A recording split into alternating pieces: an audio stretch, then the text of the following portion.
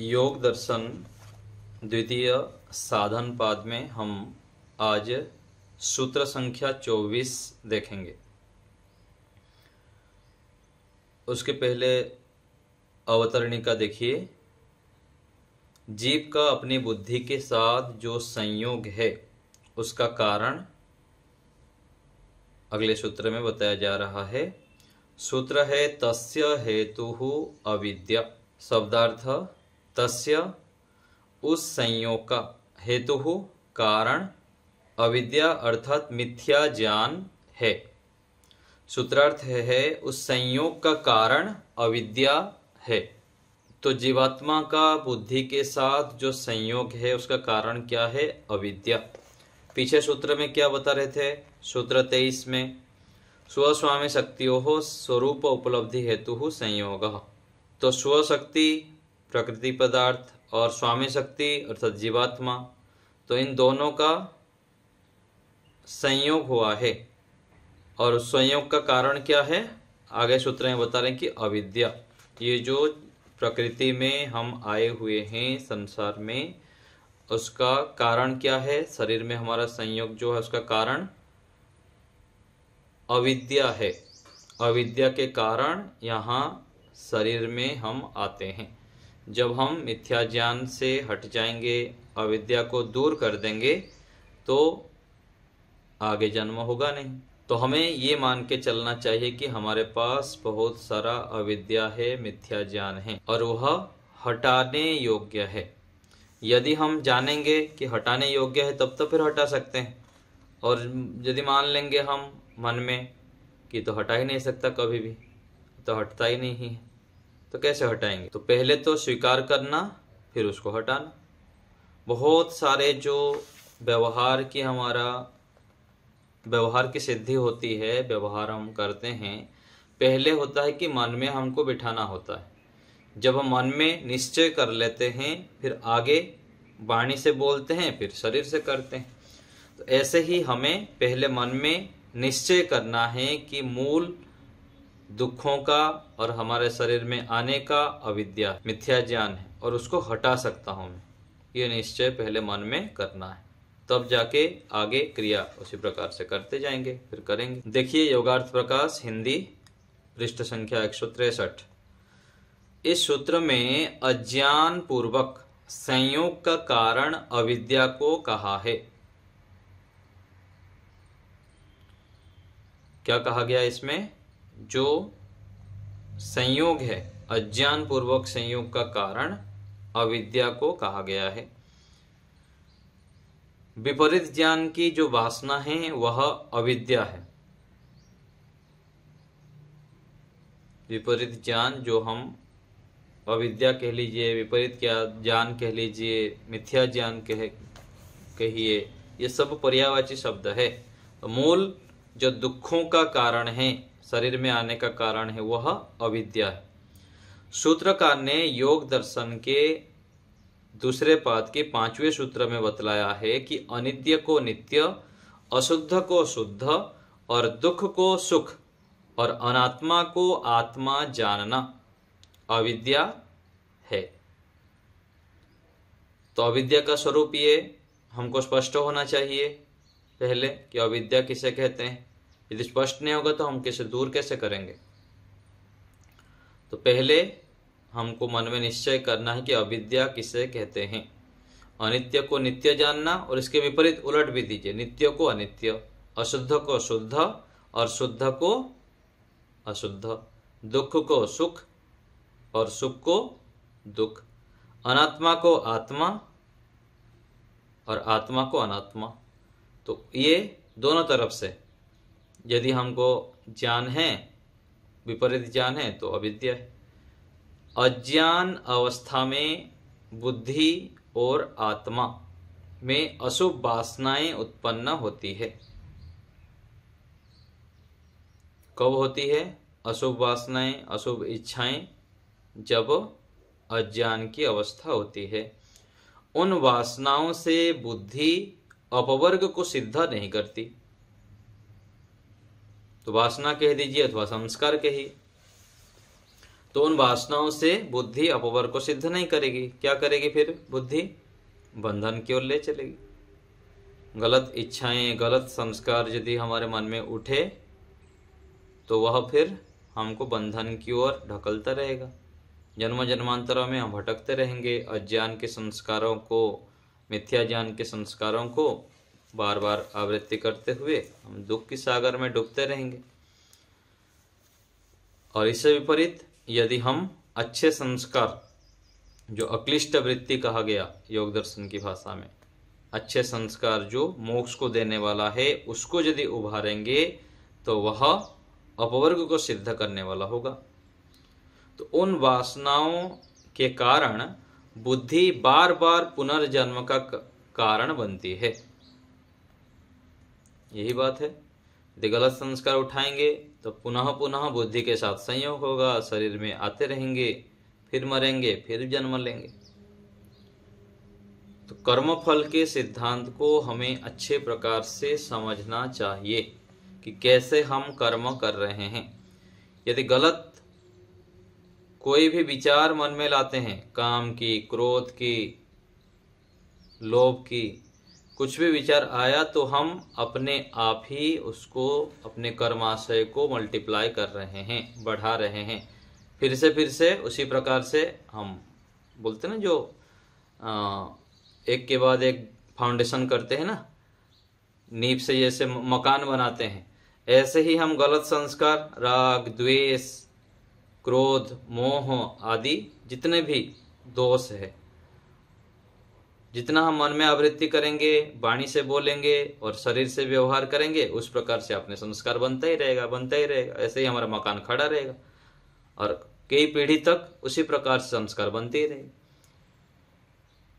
यदि हम सावधान हो जाएं और थोड़ा स्थिर होके देखने लगे कि हम कैसे कैसे कर्म करते हैं, मन में किस प्रकार से विचार लाते हैं, वाणी से कैसे बोलते हैं, शरीर से किस प्रकार से क्रियाएं करते हैं, तो पता लगेगा कि हम इतना सारा गलत संस्कार बनाते रहते हैं, बहुत अधिक हानिकारक संस्कार बनाते रहते हैं। दूसरे के विषय में गलत सोचते रहते हैं, जबकि दूसरे जो आत्मा हैं वो भी ईश्वर के पुत्र है, उसके अलग संस्कारों के कारण वो गलत क्रियाएं कर रहे हैं। लेकिन हम उसको लेके जो भी सोचते हैं, जैसे व्यवहार करते हैं, अपना हम उस प्रकार संस्कार, अपना ही मकान बना रहे हैं। दूसरा तो जो गलत काम कर रहा है कर ही रहा है, लेकिन दूसरे के गलत संस्कार, गलत कर्मों के कारण हम भी बन जाते हैं। अपने संस्कार भी उस प्रकार से बनाते रहते हैं, अपने मकान भी बनाते रहते हैं। दूसरा तो गलती कर रहा है, अपना हानि कर रहा है, लेकिन हम भी कहाँ काम है? हम भी तो उसी के अनुसार सावधान ना रह के हम भी उसी गलत संस्कार बनाते रहते हैं। तो इसलिए व्यवहार करते समय हमें बहुत अधिक जागरूक, सावधान रहना चाहिए। मन में भी किसी के विषय में गलत विचार ना आए, गलत इच्छाएं ना हो, इसलिए सावधान रहना चाहिए। क्यों? क्योंकि अपना जैसे हमारा सोच हो रहा है, हम जैसे बोलते हैं, जिस प्रकार से क्रियाएं करते हैं, अपना ही मकान हम बना रहे हैं। अगले जन्मों को हम तैयार कर रहे हैं यहाँ पर कि भाई मेरा अगले जन्म और इसी जीवन में भी उस प्रकार से मैं बना रहा हूं। जैसे हम सोच रहे हैं उसी प्रकार से मल्टीप्लाई होगा। और देखें, यदि विचार करेंगे तो कितने सारे हम इच्छाएं पालते रहते हैं, दूसरे के विषय में गलत विचार करते रहते हैं और उसी कारण से हम दुखी होते रहते हैं। गलती करता है दूसरा और दुखी होते हैं हम। और उससे विपरीत यदि हम दूसरे के विषय में ना सोचें, ईश्वर के विषय में सोचें, ईश्वर के गुणों के विषय में सोचें, अच्छे अच्छे विचार लाएं मन में, तो कितना हम सुख शांति से, प्रसन्नता से और शांत भी रह सकते हैं। अधिकांश समय दिन भर हमारा जो विचार होता है वो दूसरे को लेकर, दूसरे के क्रियाओं को लेकर, संसार के लोगों को देखते रहते हैं, विचारते रहते हैं। ये क्या है? हम अपना हानि करते हैं। तो जिस कार्य को करने से हमारा लाभ हो उसी कार्य को करना चाहिए। यदि हम एकांत में बैठे हैं तो ईश्वर से संबंधित विचार करें, पर ईश्वर के गुणों के विषय में विचार करें, अच्छे अच्छे जो शास्त्रों का मंत्र, वेद मंत्र है, आदि आदि विषयों को हमें विचार करना चाहिए, संग्रह करना चाहिए। तो इससे क्या होगा, हमारा ही लाभ होगा। तो बुद्धिमान व्यक्ति को चाहिए कि वह दूसरे से संबंधित अनावश्यक और हानिकारक, अनावश्यक भी और हानिकारक भी विचारों का संग्रह ना करें। तो यह हमें ध्यान देना चाहिए। देखिए पुस्तक, तो उन वासनाओं के कारण बुद्धि बार बार पुनर्जन्म का कारण बनता है, जो गलत संस्कार उठाता है, मन में क्रियाएं करता है, मन वाणी शरीर से। विवेक ख्याति उत्पन्न होने पर मिथ्या ज्ञान की वासनाएं दूर हो जाती हैं। तो यही तो विवेक ख्याति है। हम जब ईश्वर के विषय में विचार करेंगे, शांत रहेंगे, बल वर्तमान में रहिए, बिल्कुल शांत, ईश्वर है और मैं हूं। यदि दूसरे विषय में चिंता नहीं कर रहे तो अपने विषय में केवल शांत, मैं और ईश्वर। इतनी स्थिति बनना बहुत मुश्किल है। व्यक्ति सोचता ही रहता है, सोचता ही रहता है। ये कब रुकेगा, जब विवेक ख्याति हो जाएगा। विवेक ख्याति हो जाने पर, उत्कृष्ट सत्वगुण की स्थिति बनने पर व्यक्ति फिर शांत हो जाता है। इसलिए कहा गया ना उपनिषद की पंक्तियां में, तो कहा गया कि यदा पंचावतिष्ठन्ति ज्ञानानि मनसा सह बुद्धिश्च न विचेष्टते तम आहुः परमाम गतिम। उच्च स्तर की जो गति होगी, उच्च स्थिति है, वो क्या है, बुद्धिश्च न विचेष्टते, बुद्धि चेष्टा रहित हो जाती है, अर्थात शांत हो जाते हैं। चंचलता से ये देख लूं, ये सुन लूं, इसके विषय में, उसके विषय में, सब ना, कुछ भी नहीं, बिल्कुल शांत। मैं आत्मा, मेरे परमात्मा। व्यक्ति बिल्कुल शांत रहने लग जाता है। तो यह स्थिति हमें उत्पन्न करना है। तो विवेक ख्याति उत्पन्न होने पर मिथ्या ज्ञान की वासनाएं दूर हो जाती हैं। उन वासनाओं के दूर होने से बुद्धि भोग और अपवर्ग को सिद्ध करके रुक जाती है। यही बात बताया ना मैं अभी आपको, बिल्कुल शांत। जब गलत संस्कार हट जाते हैं तो दूसरे के विषय में व्यक्ति नहीं सोचता, बस शांत, मैं अपने विषय में और ईश्वर के विषय में। अर्थात आगामी जन्म का कारण नहीं बनती है। गलत संस्कार उठाएंगे, गलत विचार उठाएंगे तो अगले जन्म के कारण बनेंगे, और अच्छे संस्कार जब उठाएंगे, अच्छे विचारों को लाएंगे तो फिर अगला जन्म बंद हो जाते हैं। विवेक ख्याति मोक्ष का कारण मानी जाती है, मोक्ष प्राप्ति काल में वह नहीं रहती। तो जो मोक्ष प्राप्त हो गया उसमें तो हो गया, ईश्वर के आनंद में रहेंगे, और मोक्ष प्राप्ति के ये साधन बनती विवेक ख्याति। यहां पर शंका होती है कि मोक्ष काल में विवेक ख्याति के ना रहने से वो मोक्ष का उपाय क्यों मानी जाती है। हाँ, तो इसका समाधान यह है कि संप्रज्ञात समाधि से विवेक ख्याति उत्पन्न होती है, उससे परवैराग्य उत्पन्न होता है, उससे असंप्रज्ञात समाधि उत्पन्न होती है, उससे मोक्ष की सिद्धि होती है। तो सीधा सीधा तो पूरा मोक्ष में काम नहीं आएगा, लेकिन ये सब कारण बनता है। संप्रज्ञात समाधि से विवेक ख्याति, विवेक ख्याति से फिर परवैराग्य, परवैराग्य से फिर असंप्रज्ञात समाधि, और असंप्रज्ञात समाधि का बार बार अभ्यास करके व्यक्ति अपने क्लेशों को दग्धबीज करता है, उससे मोक्ष की सिद्धि होती है। विवेक ख्याति परंपरा से मोक्ष का कारण है, साक्षात मोक्ष का कारण नहीं है। तो जैसे हम वस्त्र पहनते हैं, तो जो किसान है, रुई जो बनाता है, वो भी तो कारण है उसका। सीधा सीधा जो बनाया है मशीन में, वो नकार है, किसी दुकान से हम लाते, ये सब तो कारण है ही, लेकिन मूल रूप से और गौण रूप से बहुत सारे कारण उपलब्ध होते हैं। ऐसे ही परंपरा से विवेक ख्याति भी मोक्ष का कारण है। मोक्ष का अंतरंग साधन तो ईश्वर प्रदत्त ज्ञान है। तो ये तो आपको पता है, जैसे कहा गया ना कि ईश्वर के ज्ञान से ही ईश्वर को हम जान पाते हैं। शास्त्रों का ज्ञान बहुत तो पढ़ना सुनना सब पढ़ता ही है, लेकिन जब ईश्वर हमारे ऊपर विशेष कृपा करता है तब जाके ईश्वर के विषय में हमको निश्चयात्मक ज्ञान होता है। जैसे कहा गया ना उपनिषद में कि न अयम आत्मा प्रवचनेन लभ्यो न मेधया न बहुना श्रुतेन यमेव वृणुते तेन लभ्यस्तस्यैष आत्मा विवृणुते तनुम स्वाम। तो इसमें कहा गया कि न अयम आत्मा प्रवचन लभ्यो, बहुत सारा प्रवचन कर लिया, अच्छे अच्छे वक्ता बन गए आप, तब क्या ईश्वर मिल जाएंगे क्या? बोले ना। न मेधया, बहुत बुद्धिमान है, तब क्या मिल जाएगा ईश्वर? बोले नहीं। न बहुना श्रुते, न बहुत सुन रहे हैं, बहुत सुन रहे हैं, तब क्या ईश्वर मिल जाएंगे क्या? ये सब चाहिए, लेकिन उसके आगे कहा था कि यमेव वृणुते, जब परमात्मा स्वीकार कर लेते हैं तब विशेष ज्ञान प्रकट करते हैं और फिर उसी से परमात्मा का साक्षात्कार, विशेष जो साक्षात्कार होता है जिससे कि व्यक्ति पूरा गदगद हो जाता है। प्राप्तम प्रापण्यम, जो प्राप्त करना था प्राप्त कर लिया, वह ईश्वर की कृपा से, ईश्वर प्रदत्त ज्ञान से ही होता है। इसलिए विवेक ख्याति परवैराग्य तक पहुंचाने में ही मोक्ष का उपाय है।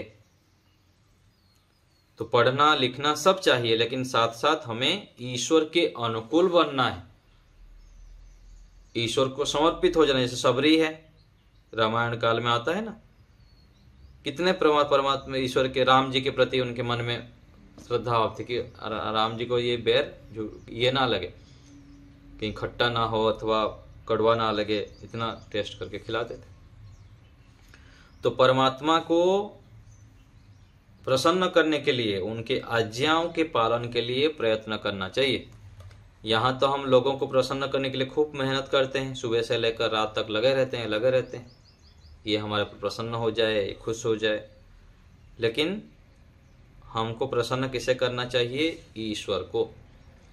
ईश्वर की आज्ञा पालन में जब हम तत्पर रहेंगे तो परमात्मा विशेष कृपा करेंगे, विशेष ज्ञान देंगे और दुख सागर से हमको तार देंगे। देखिए पुस्तक, अज्ञान अवस्था में उत्पन्न मिथ्या ज्ञान की वासना जन्म जन्मांतर में जीवात्मा के साथ रहती है। तो अज्ञान अवस्था में यदि हम कर्म करते रहेंगे तो फिर जन्म जन्मांतर लेना पड़ेगा। उससे अज्ञान से अशुद्ध कर्म और अशुद्ध उपासना, उनसे पुनः मिथ्या ज्ञान, उस मिथ्या ज्ञान से आत्मा अशुभ कर्म और उपासना करता है। उसी के परिणाम स्वरूप पशु पक्षी आदि योनि के रूप में बंधन की प्राप्ति होती है। तो ज्ञान अशुद्ध होने पर कर्म भी अशुद्ध, और कर्म अशुद्ध होने पर उपासना भी अशुद्ध हो जाता है। इसलिए ज्ञान को शुद्ध करना अति आवश्यक है। हमारे पूज्य स्वामी विवेकानंद जी बोलते हैं ना कि व्यक्ति की वास्तविक पहचान क्या है, वो कैसे व्यवहार कर रहा है। आपके पास कितना ज्ञान है किसी को लेना देना नहीं है, आप कितनी उपासना कितने घंटा बैठते हैं किसी को लेना देना नहीं है, लेकिन आप व्यवहार कैसे कर रहे हैं जब सबके सामने आते हैं, कैसे बैठते हैं, कैसे उठते हैं, किस प्रकार से आपकी क्रियाकलाप हो रही है, आपके व्यवहार से लोगों को इतना प्रसन्नता हो रही है, इससे पता लगता है कि आपकी कर्म भी कितना शुद्ध है और कितनी आपकी उपासना है। तो ये सब आपस में जुड़े हुए हैं। तो कर्म शुद्धता के लिए ज्ञान की शुद्धता भी आवश्यक है और उपासना भी आवश्यक है। यहाँ पर यह जानना चाहिए कि अविद्या और उससे उत्पन्न वासना चाहे कितने जन्मों की क्यों ना हो, उसको दूर किया जा सकता है। ये मैं प्रारंभ में बताया था आपको। यह हमको निश्चय करना कि दूर किया जा सकता है, असंभव नहीं है। यदि हम असंभव मान लेंगे तो दूर नहीं कर सकते हैं। यदि संभव मानेंगे, मैं कर सकता हूं, तब फिर हम प्रयत्न करेंगे और सफल भी हो सकते हैं। तो अज्ञान को, अशुद्धि को दूर कर सकते हैं हम, और ईश्वर के आनंद को प्राप्त कर सकते हैं, अवश्य ही प्राप्त कर सकते हैं। ये निश्चय हमें करना है। उदाहरण के लिए, अज्ञान के कारण व्यक्ति यह मान लेता है कि मन एक चेतन पदार्थ है, वह स्वयं चलता है। इस मिथ्या वासना को शुद्ध ज्ञान के संस्कारों से दूर किया जाता है। मिथ्या वासना के कारण जब यह प्रतीति हो कि मन चेतन पदार्थ है, तब इसके विपरीत विचार चाहिए कि मन जड़ पदार्थ है, उसको मैं चलाता हूं। इससे मिथ्या वासना समाप्त हो जाएगी। और मिथ्या ज्ञान के कारण मनुष्य शरीर, इंद्रिय, मन, बुद्धि को चेतन मानता है। विषय भोगों में दुख रहित सुख मानता है। संसार की भोगों में व्यक्ति क्या सोचता है? सुख ही सुख है, सुख ही सुख है, लेकिन उसके पीछे जो दुख छिपा हुआ है वो दिखता नहीं। संसार में सुख बहुत है, लेकिन हमारी अज्ञानता के कारण हम उस सुख को बुद्धिमत्ता पूर्वक जब प्रयोग नहीं करते हैं तो दुख अधिक उठा लेते हैं। अच्छे अच्छे भोजन, दूध, घी, मिठाई आदि जो है उसमें सुख है, सत्वगुण है, लेकिन जब हम उसको आवश्यक से अधिक प्रयोग कर लेते हैं, कब खाना, कितना खाना, कैसे खाना आदि हमको पता नहीं रहता है, तब उससे दुख उठा लेते हैं। तो सांसारिक विषय भोगों में दुख रहित सुख है ऐसे मान लेता है। मिथ्या ज्ञान के कारण व्यक्ति अपने को ईश्वर का अंश मानता है और हिंसा आदि को शुभ कर्म मानता है। अपने को ईश्वर रचित पदार्थों का स्वामी मानने लग जाता है। देखिए आज व्यवहार में सब जगह व्यक्ति इतना अभिमान से चूर रहता है, मेरा मेरा मेरा मेरा घर, मेरा परिवार, मेरा बेटा। अरे इनको देने वाले कौन है ये सोचे हम। तो ईश्वर रचित है, हम कहाँ से आए, हमारा शरीर कैसे बना, इसको बड़ा करने वाला कौन है, हम भोजन कर लेते हैं उसके अंदर सब प्रक्रियाएं कौन कर रहा है, आदि आदि विषय के ऊपर हम सूक्ष्मता से विचार नहीं करते। हम तो केवल नशे में जी रहे हैं जीवन को। उठे सुबह से, खा लिए, पी लिए, घूम फिर लिए, फिर सो गए, फिर ऐसे करते करते बुढ़े हो जाते हैं। सूक्ष्मता से हम विचार नहीं करते हैं कि ये सब देने वाला कौन है, ये सब बनाया कौन है, ये सब सिस्टम किसने बनाया है और इन सब के स्वामी कौन है। हम तो केवल निमित्त मात्र है। ये भावना को हम व्यवहार में उपस्थित नहीं रख पाते हैं। तो वास्तविकता में जीना है, नशे में नहीं जीना है। जैसे नशा करने वाला व्यक्ति है, शराबी व्यक्ति है, जैसे नशे में जीता है, ऐसे ही हम जो आध्यात्मिक व्यक्ति हैं जितना जागरूक होना चाहिए, सतर्क रहना चाहिए, वास्तविकता में जीना चाहिए, हम भी नहीं जी पाते हैं। हम भी कहीं ना कहीं अलग ढंग से नशे से रहते हैं। इसका कारण क्या है? अशुद्धता, अस्थिरता। हमारे जीवन में शुद्धता नहीं है, हमारे कमाई में शुद्धता नहीं है, और जीवन दौड़ भाग, सुबह से लेकर रात तक दौड़ दौड़ दौड़। जब शांत होकर एकांत में बैठेंगे, मौन रहेंगे, अपने आप को स्थिर करेंगे, तब क्या होगा? सत्य प्रकट होगा। सत्य को हम समझ पाएंगे, जान पाएंगे और सत्य की राह पर तीव्रता से बढ़ पाएंगे। देखिए सभी लोग शिवरात्रि को शिव पूजा करते हैं, मूर्ति जाके शिव मानते हैं, पूजा करते हैं। और ऋषि दयानंद जी क्या किए? सत्य की खोज में भाग निकल पड़े। भाई ये जो शिव की हम पूजा कर रहे हैं तो सच्चा शिव कहाँ है? यदि शिव होते तो ये अपने ही चूहा कूद रहे हैं, अपना ही रक्षा नहीं कर पा रहे। ये क्या है? यही तो है जागरूकता। करोड़ों लोग शिवरात्रि करते हैं पूरा विश्व भर में, लेकिन एक व्यक्ति कैसे जाग गया? देखिए, सत्य शिव को मुझे जानना है। तो ऐसे ही सुबह से शाम तक हम जो विचार करते हैं, मन में व्यवहार करते हैं, लड़ाई झगड़ा कितना क्या करते रहते हैं। हम नहीं सोचते हैं कि क्या कर रहा हूं मैं, कितना संस्कार बिगाड़ रहा हूं। दूसरा तो बिगड़ रहा है, मैं भी बिगड़ रहा हूं उसके साथ साथ। पता ही नहीं लगता हमको। तो इससे क्या पता लगता है कि हम नशे में हैं, सोए हुए हैं। इसलिए वेद की ऋचाई क्या कह रहा है? उत्तिष्ठत जागृत प्राप्य वरान्यवदत। तो उठो, जागो, विद्वानों के पास जाओ और ज्ञान प्राप्त करो। जैसे ऋषि दयानंद जी ने सत्य शिव को जानने के लिए तत्पर हुए, हम भी ऐसे ही जागें। सुबह से उठकर रात तक अपने क्रियाओं को जागरूकता से करें। अनावश्यक मन में विचारों को ना लाएं। अनावश्यक दूसरे की राग, द्वेष, निंदा, चुगली आदि को ना करें। ये है जागरूकता। तो हम परमात्मा के रचित पदार्थों का स्वामी ईश्वर को माने। हम तो केवल निमित्त मात्र हैं, हम माध्यम हैं, लेकिन हम क्या मानते हैं? मैं ही सब कुछ हूं। इत्यादि विषयों में विद्यमान मिथ्या ज्ञान की वासना को भी मन के चेतन मानने स्वरूप मिथ्या ज्ञान वासना को दूर करने के समान दूर किया जाता है। इसमें दीर्घकाल निरंतरता और सत्कार पूर्वक अभ्यास की आवश्यकता है। तो दीर्घकाल तक लगना पड़ेगा, निरंतर करना पड़ेगा और सत्कार पूर्वक। सत्कार का अर्थ क्या दिया था, याद है आपको योग दर्शन में? सत्कार का अर्थ था विद्या पूर्वक, ब्रह्मचर्य पूर्वक, श्रद्धा पूर्वक और तपस्या पूर्वक। ये 4 चीजें दिया है, विद्या, तपस्या, श्रद्धा और ब्रह्मचर्य।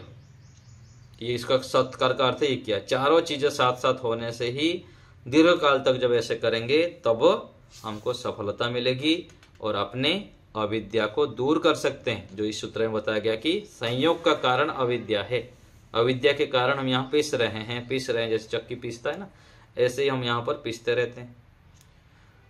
तो ईश्वर से प्रार्थना करते हुए, ईश्वर की उपासना करते हुए, जागरूक होते हुए, नशे से उठते हुए हम सोचें हम क्या कर रहे हैं और हमको कितना करना है और कैसे करने से हम सफल हो सकते हैं, अपने जीवन को सफल कर सकते हैं और ऋषियों के कृपा से जो हमको ये ज्ञान मिला हुआ है उसका सदुपयोग कर सकते हैं। तो ऐसे करने पर हम अपने अविद्या को दूर कर सकते हैं, जीवन को सफल कर सकते हैं। अब आप लोग पूछिए, किसी को कुछ पूछना है इस सूत्र से संबंधित जो हम पढ़े, अथवा और कोई शंका हो तो पूछ सकते हैं। हाथ उठाइए, बोलिए।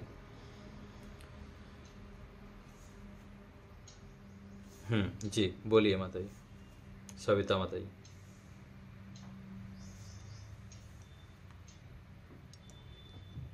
ठीक है माता जी, ईश्वरी कृपा से। अच्छा आचार्य जी, हम ये कह रहे हैं कि अविद्या और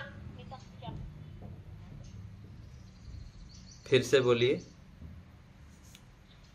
फिर से। अविद्या, हाँ, 5 का लेशन है। अविद्या और अस्मिता में क्या फर्क है? अविद्या, अस्मिता, राग, द्वेष और अभिनिवेश, इसमें फर्क यदि उस प्रकार से देखेंगे तो विशेष नहीं है, ठीक है ना।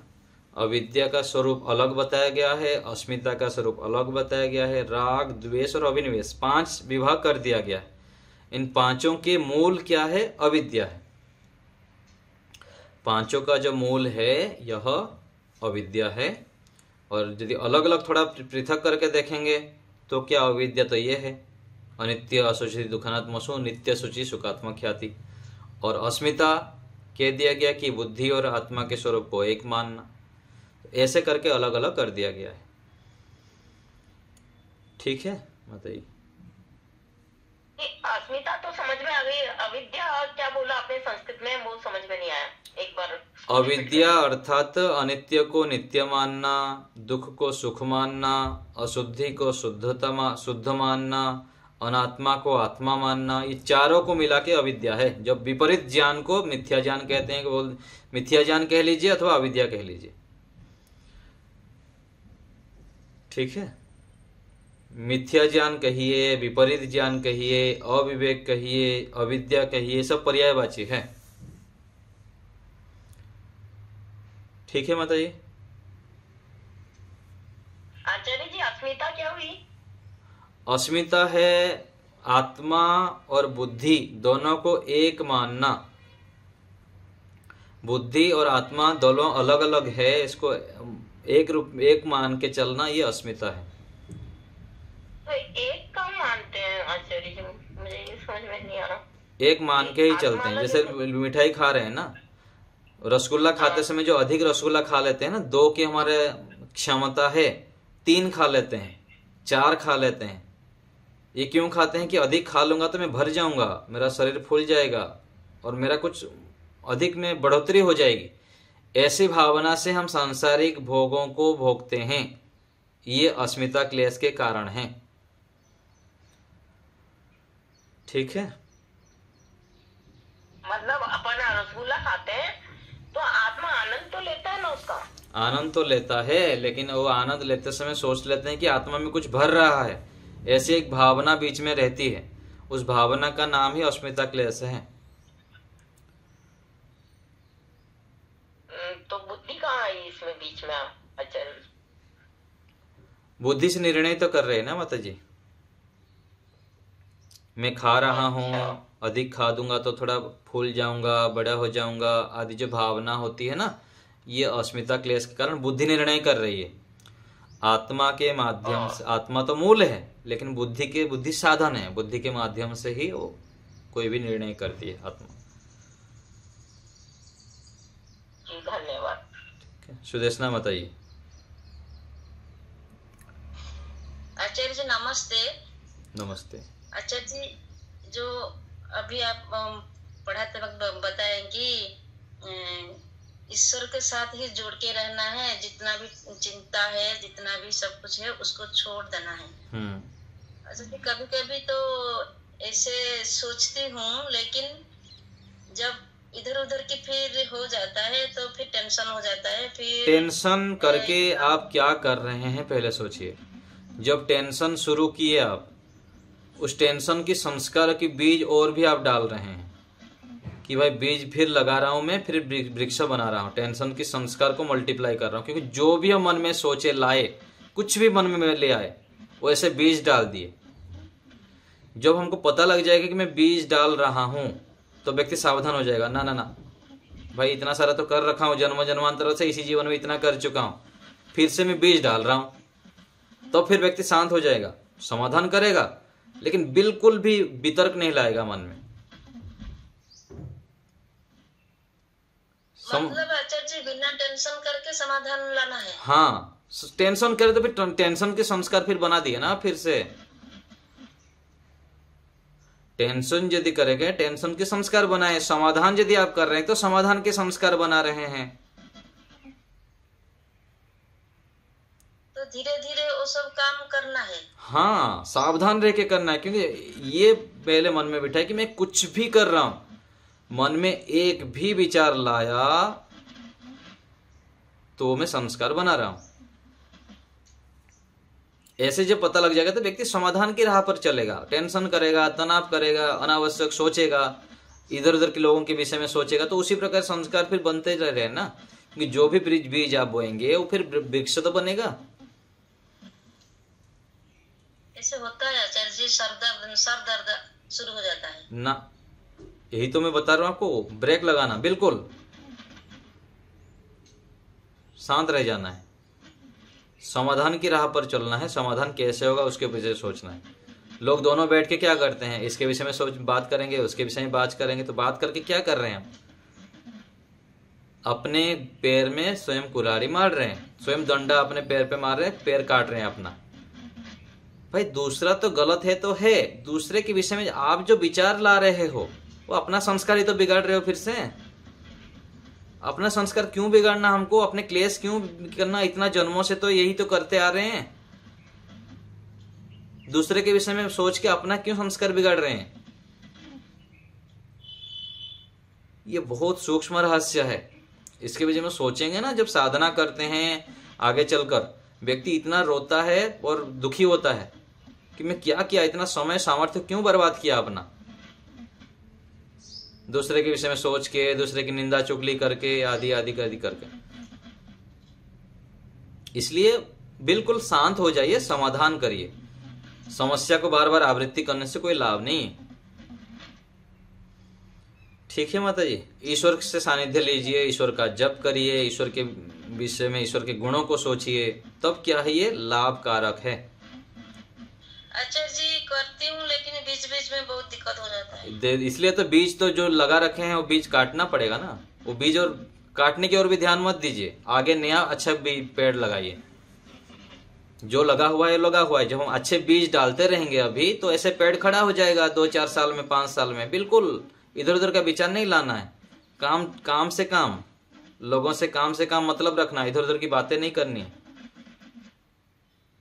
और अच्छे संस्कारों को बनाना है, मौन हो जाना है, एकांत में चले जाना है। ठीक है, जी आचार्य जी, धन्यवाद। और कोई हाथ उठाए हैं?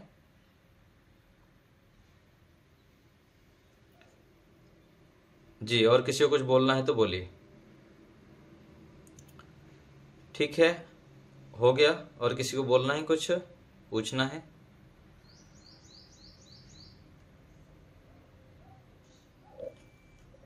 हाँ बोलिए माता जी। आचार्य विकल्प बुद्धि क्या होती है? वृत्ति? विकल्प? हाँ। विकल्प बोलते होता है कि शब्द ज्ञानानुपाति वस्तु शून्यो विकल्प। शब्द तो रहता है लेकिन वस्तु नहीं रहता है। जैसे हम बोलते हैं ना कि आकाश के फूल, शब्द तो है आकाश के फूल, आकाश का फूल, लेकिन वस्तु नहीं है। जैसे हम रास्ते में जाते हैं तो बोलते हैं ना ट्रेन में कि दिल्ली आ गई। दिल्ली आ गई तो हम बोलते हैं दिल्ली आया अथवा हम पहुंचे वहां पर। वास्तविकता क्या है? हम पहुंचे दिल्ली में, लेकिन बोलते क्या है कि दिल्ली आ गई। ऐसे ही बोलते हैं बंध्या का पुत्र। बंध्या का पुत्र तो होता नहीं है, लेकिन हम बोलते हैं बंध्या का पुत्र। शब्द तो है लेकिन वस्तु नहीं है, उसको विकल्प कहते हैं, विकल्प वृत्ति। तो ये भी साधना में हानिकारक है। बंध्या का पुत्र का बोलते हैं, बांझ के तो होगा ही नहीं पुत्र। हाँ वही तो बात है ना। तो होगा नहीं, लेकिन शब्द तो है लेकिन वस्तु नहीं। आकाश का फूल बोलते हैं, मैं तुम्हारे लिए चांद से तारे तोड़ के ले आऊंगा। शब्द तो बोलते हैं ना, तारे तोड़ के ले आऊंगा, थोड़ी कोई तोड़ के लाता है। तो ऐसे व्यवहार में अनेक जगह पर प्रयोग होता है, ये विकल्प वृत्ति के कारण होता है प्रयोग। ठीक है माता जी। आचार्य जी, विकल्प वृत्ति का क्या यूज है? क्यों ऐसे प्रयोग करते रहते हैं? अज्ञानता के कारण, असावधानता के कारण, अथवा व्यवहार में कुछ प्रचलित हो गया है। जैसे बोलते हैं ना कि मैं आटा पिसा के लाया। आटा कहाँ पिसा के लाया? तो गेहूं लेके पिसा के लाया, अथवा बाजरा पिसा के लाया, ये पिसा के लाया। आटा कहाँ पिसा के आया? आटा के स्वरूप में तो बाद में आया। तो कुछ प्रचलित है व्यवहार में, तो लोग प्रयोग करते ही रहते हैं। शब्द तो है लेकिन वस्तु कुछ अलग है। तो ऐसे हर वृत्ति का प्रकार क्लिष्ट या अक्लिष्ट है, तो ये तो ना तो क्लिष्ट में आती है ना क्लिष्ट वृत्ति। हाँ, क्लिष्ट वृत्ति जो है वो दुखकारक होता है, और जो हमको अनावश्यक हम करते हैं वो अक्लिष्ट वृत्ति हो जाएगा। जो हमारे मोक्ष में साधक होता है, सहयोगी होता है, वो अक्लिष्ट वृत्ति है।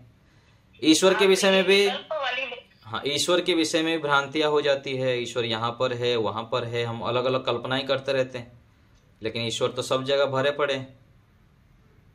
लेकिन ईश्वर को गलत मानते हुए, इधर उधर मानते हुए हम विचार करते रहते हैं, ध्यान करते रहते हैं, जबकि ईश्वर ठसाठस भरे हुए हैं। बोलते हैं ना कि परम सृष्टि की वस्तु वस्तु में तू हो रहा है विद्यमान। परमात्मा सृष्टि की वस्तु वस्तु में है, लेकिन हम क्या है? ढूंढते रहते हैं परमात्मा को, दुखी होते रहते हैं।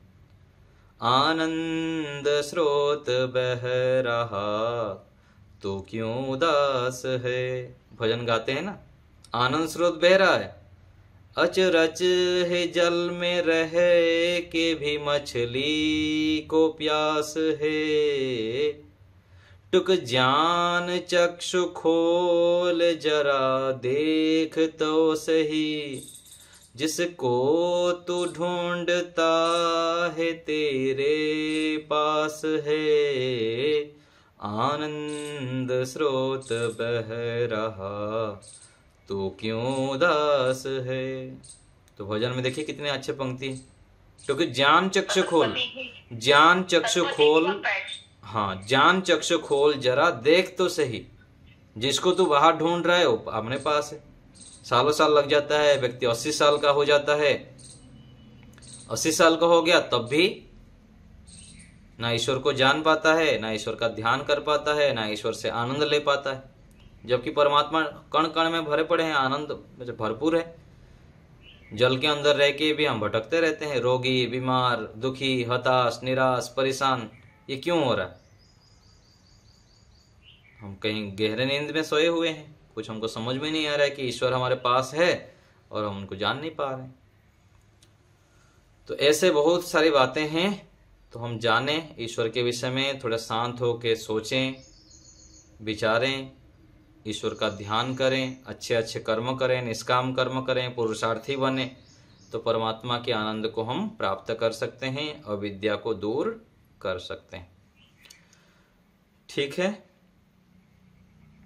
चलिए आज यहीं रखते हैं।